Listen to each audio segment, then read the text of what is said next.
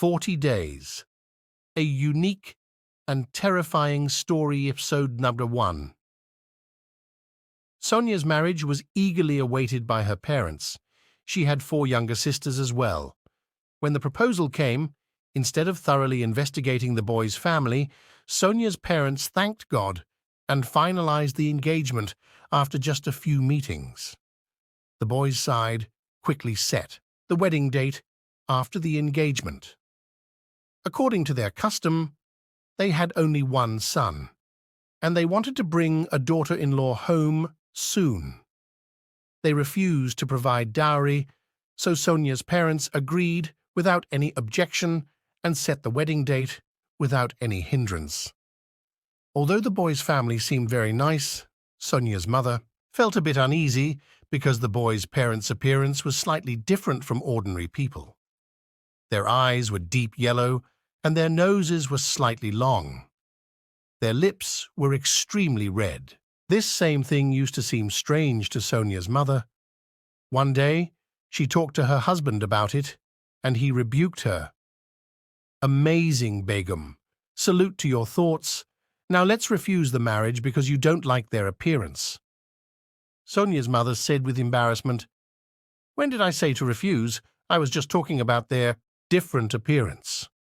Her husband said, "The one who creates appearances is Allah Himself. Who are we to find faults?" On the day of the wedding, the people who came with the wedding procession had appearances that were not different from the boy's parents. Everyone had the same deep yellow eyes and red lips. Yes, but Zaman's appearance was no less than a prince's. His eyes were normal, but his lips were also deep red on his fair complexion.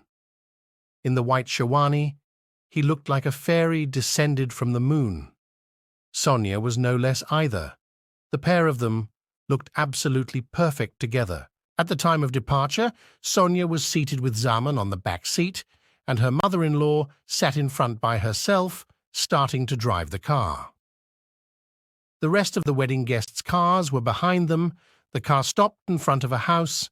Sonia's mother-in-law, while adjusting her lehenga, took her inside. Sonia eagerly started looking at her new house with admiration, which was very lovely, but not decorated at all. Only her room was set up. Zaman's mother asked her to rest and left. Quite some time passed. Sonia checked the time. It was 1 in the night. How strange these people are. They didn't even offer food. And where did Zaman go? She thought, and, feeling helpless, picked up her lehenga and went outside on her own.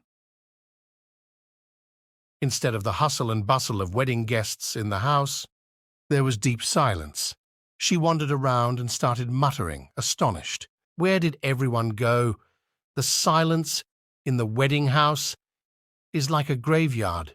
Do they treat every new bride like this? She was starving. When she saw the kitchen, she went in. She was just about to find something to eat when she heard footsteps. She looked outside and saw Zaman standing there. "What are you doing in the kitchen?" Sonia was startled to see him because it was the first time she was talking to him directly since he came home before the wedding. They had only glanced at each other then. She controlled her irregular breaths and said, "I was hungry. No one gave me food, so I came to get it myself." Zaman apologized casually. "Oh, there might not be anything to eat yet. The market might be closed too." Sonia replied calmly, "It's okay. I'll eat in the morning." Zaman looked at her lovingly and said, "Go to the room. I'll be there in 5 minutes." Sonia went to the room and started waiting. Exactly 5 minutes later, after a light knock on the door, Zaman came near Sonia and sat down. Sonia thought he was going to talk romantically, so she shyly lowered her gaze. Zaman said anxiously, "There's an issue, Sonia. I have to go to another city for 40 days for work starting tomorrow morning. I've cancelled the honeymoon and informed your parents too, because if I don't go, I might lose my job." Sonia's face paled. What are you saying, Zaman? Tomorrow is our honeymoon. You tell your boss that you can't go right now. Zaman shook his head in denial. No, buddy. No one here understands anyone's compulsion. I have to go anyway. It's very important for me to fulfill my responsibility. You have to come with me. Even if you don't, okay, but we just got married, and I want to be with you. Soniya, understanding his necessity, got ready to leave. Zaman kissed her forehead happily and said, "Thanks for understanding. Now pack up and rest. We have to leave at 5 in the morning. We'll start our new life there." The next morning, Zaman woke her up and told her to get ready, mentioning they would have breakfast on the way. Both picked up their bags and left the room. As they headed towards the gate, Soniya saw and said, "Oh, let's meet Mum and Dad." Zaman replied, "They might be sleeping. It wouldn't be right to disturb them. Besides, I told them we'd leave in the morning." Soniya found it strange, but remained silent. During the long journey, Sonia's eyes closed, and they opened when the car stopped in front of a big gate of a house. Zaman got out and unlocked the gate. Soniya asked, "Whose house is this, Zaman? Have you been here before?" Zaman, taking out their stuff from the car, said, "Yes, I have come here several times." As Soniya took her first step inside following him, she heard the screams of many girls together. "Stop! Don't come inside, or you'll never go." "Back!" a voice said. Her steps halted. Zaman's voice interrupted the girls' voices. "What happened, Soniya? Why did you stop?" Seeing Soniya standing outside, Zaman grabbed her hand and took her inside, explaining, "You got scared. Seeing this old and dilapidated house? Maybe. But this is my favorite place in the whole world. It's very peaceful here." The house had an eerie atmosphere. In the courtyard were old trees and a prominent structure with 3 rooms. After lunch, Zaman went to the office. Soniya lay down after setting up her things. In half-sleep, she had a strange dream. 6 brides were arguing around a man. Soniya saw his face. It was Zaman. They were pulling him towards themselves, claiming, "He's my husband." Soniya intervened, saying, "Move back, he's my groom." Everyone argued loudly, but Soniya held Zaman's arm firmly, asserting, "Back off, he's my husband."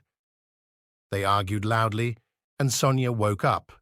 In the evening, when Zaman came home and heard about the dream innocently, he asked, "Zaman, you won't remarry, will you?"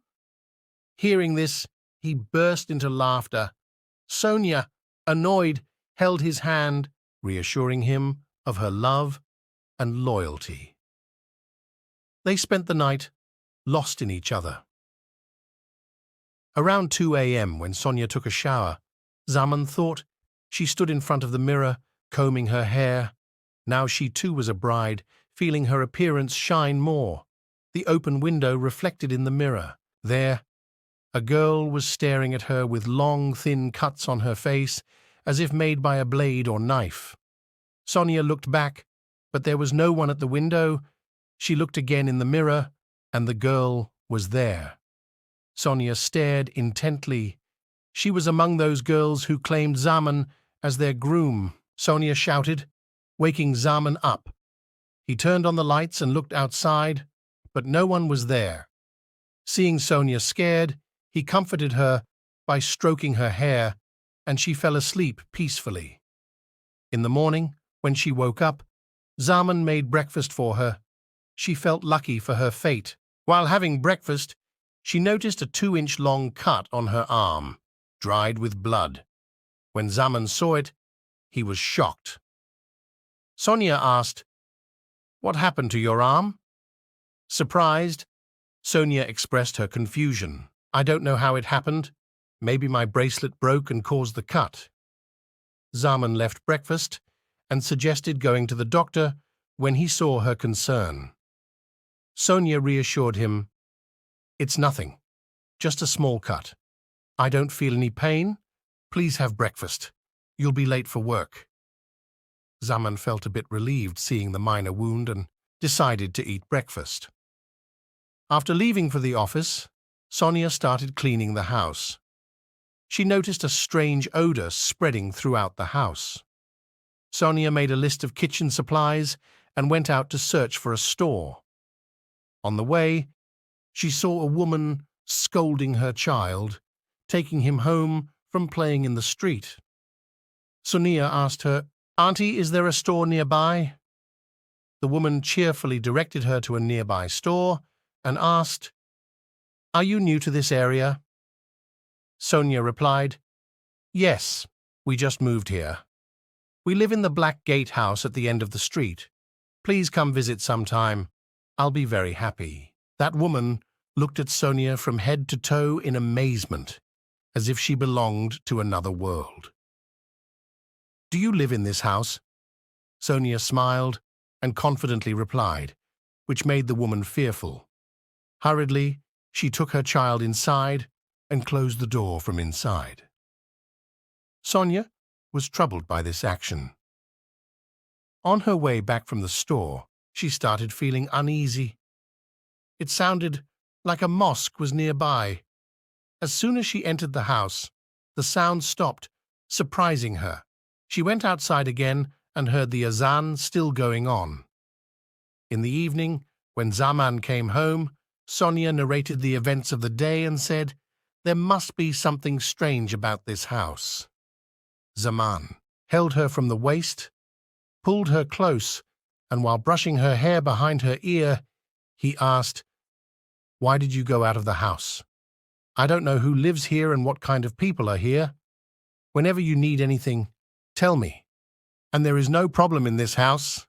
It just feels old, so it seems mysterious. Instead of easing my tiredness, you ended up scaring me with horror stories." Soniya felt embarrassed, and both forgot the worldly troubles in each other's arms. After that day, Soniya never went out of the house. Alone in the house, she sometimes felt the presence of someone, but she dismissed it as an illusion. She remained lost in Zaman's thoughts, which had brought her all the happiness in the world. In this haze, she couldn't even feel the small sighs around her. With each passing day, the number of small cuts on her body increased. She missed her parents and sisters, recalling them in solitude. Once, she asked Zaman to call home, but he told her that there was no signal in that area. She reassured herself that it was just a matter of a few days. Meanwhile, her parents and sisters went to the house where her in-laws lived, but they found it locked. Inquiring from the nearby people, they learned that no one lived there anymore. A family used to live there 5 years ago, but they shifted abroad, leaving the house empty. Before Soniya's parents could finalize the relationship, they had visited Zaman in this house. Zaman's and his parents' numbers were also unreachable, and they had disappeared in great distress. How did you like the story? Please comment below so that I can know how many people are reading, and don't forget to subscribe to receive notifications for my posts, okay?